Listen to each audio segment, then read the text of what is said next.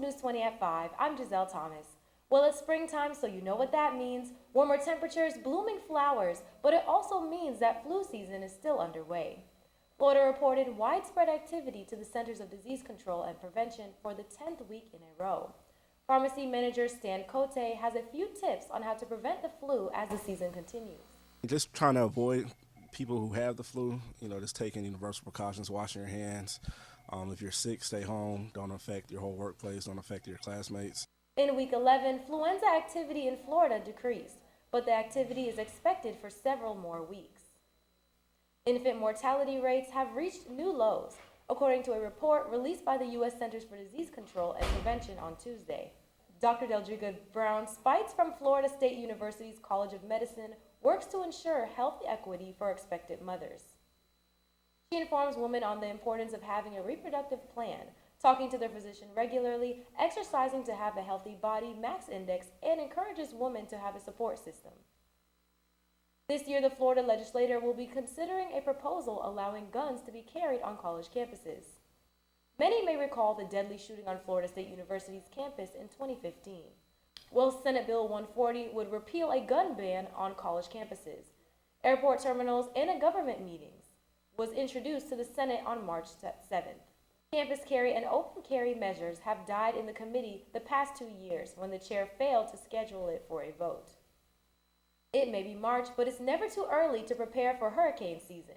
Demi McCoy has more on what you can do to get ahead of the storm.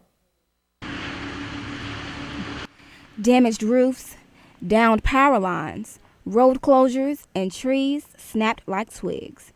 All are indications of Sunday's severe storm that swept through this community.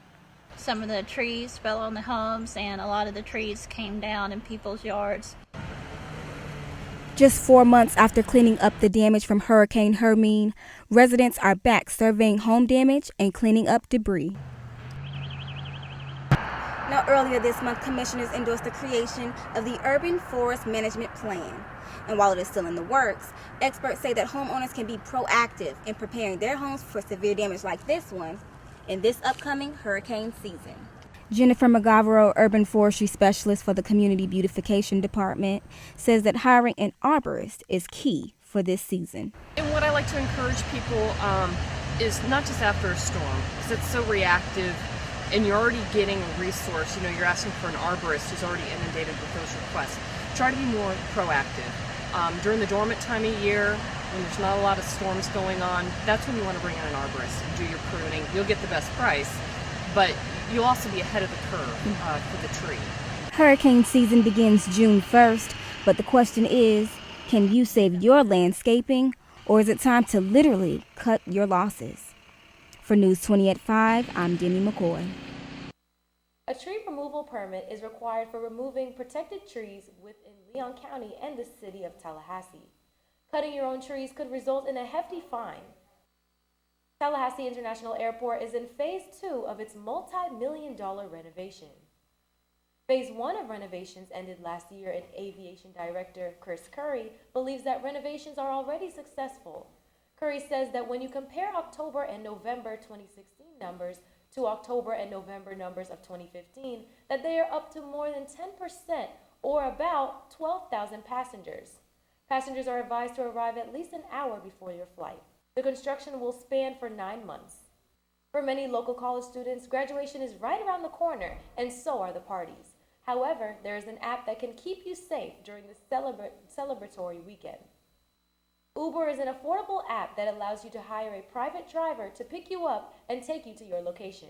This month, the Senate Banking and Insurance Committee voted 7-2 in favor of a statewide ride-sharing legislation proposed by Senator Jeff Brands of St. Petersburg.